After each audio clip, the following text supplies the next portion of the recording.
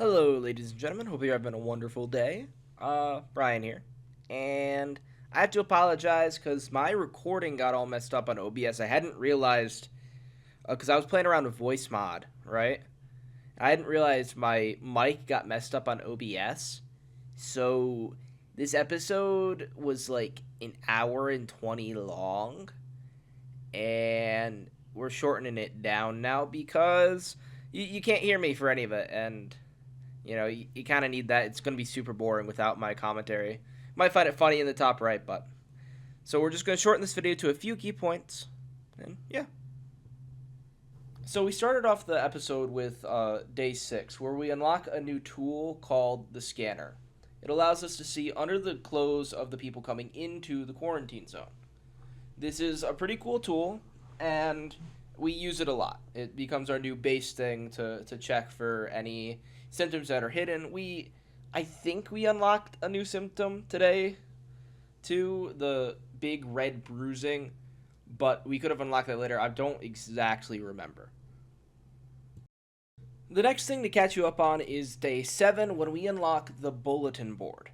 It's an objective list where they'll give us special objectives like liquidating somebody even though they're healthy because they're like a criminal, or quarantining someone even if they're perfectly healthy, or stuff like that.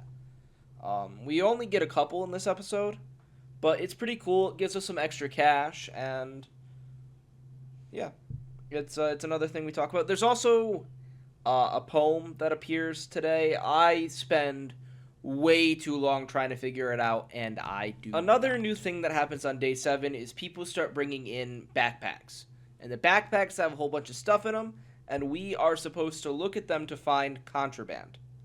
Now, it doesn't happen this episode, but you can find pieces of like the zombies in the bag, it says, I believe. And that's an immediate cause for liquidation because it's a biohazard. They could be affected. But yeah, we get extra cash for confiscating items. I believe it's just weapons and the contaminated items. Everything else is fine. So it's another new thing that makes our days a little longer. But, it adds to it.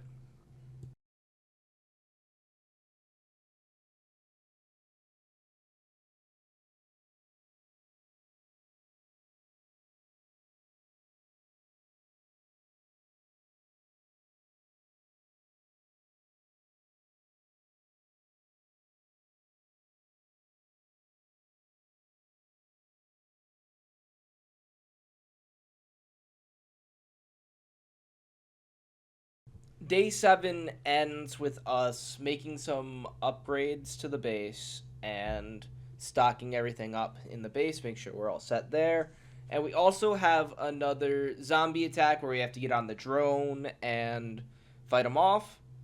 I successfully do that on the first try, so I don't mess that up this time. Day 8 brings us the laboratory. We finally unlock it and we learn what it does.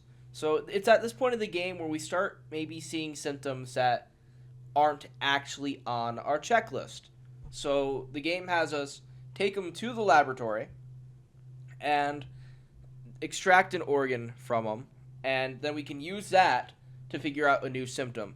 It's a pretty cool process, and it is always lethal to the person who gets it done. And Georgie makes a silly little excuse saying, "Oh, he's so frail, he'll never survive." But it's just it's a deadly laser that extracts in organs. But it's cool. It helps us out with new stuff, and yeah, I think it's a cool part of the game. Day 8 brings us the stethoscope. We can look at the person's chest and listen to their breathing and see if they're sick, which is cool. However, I'm hoping it does something later in the game, because right now sickly breathing is an okay symptom. Like, it doesn't cause us to put them in quarantine or liquidation. Like, it's perfectly okay to send them through with sickly breathing. So, frankly, I couldn't find a reason to actually use the stethoscope, so I only do it a couple times. but I'm hoping we find some other use later because I really don't have a clue what it's supposed to do for us right now. Day 10 is the last day of the episode. It's also an evac day. And we also start the day off finding a zombie in the quarantine. And this is a canon event. It's supposed to happen. We unlocked the ability to capture the zombie in a cage. And the game refers to it as a dog quite a bit. But the gimmick is you send the zombie to the cage in the lab so you can evacuate it with the other people so the scientists can work on it. We didn't have to worry about it because it was getting evacuated that day, but you do have to feed it. And the way you do that is by grabbing one of the corpses you've liquidated, because you keep those, and putting it on like a bellhop's cart all the way to the cage and feeding the zombie to keep him alive. So I imagine it'll be a good source of income for us later. So we end the day with an evacuation. We get the money for the zombie, and I decide to send them all to the military because, more money that way. The research points, we have a lot of them. We don't really need it. We get those a lot easier, I think, and the money's just so important. I'm sure the research will be important later, but early game, I think the money's important. You'll also notice, or probably have noticed already, that I sent a guy back to the base because for some reason I was still really obsessed with this poem and this side quest. And so I saw it was side quest related, so I brought him back to the base. And after I stopped recording, I sat there and questioned myself, like, what am I doing? Why did I do that? I should have just gotten the money for him. It was a whole thing. But maybe we'll complete that side quest as we move on. Thank you guys for watching this much shortened episode. I really appreciate you sticking with it and sticking with me. I'm going to try to put out another video this week to make up for this. I again, just want to say I'm really sorry.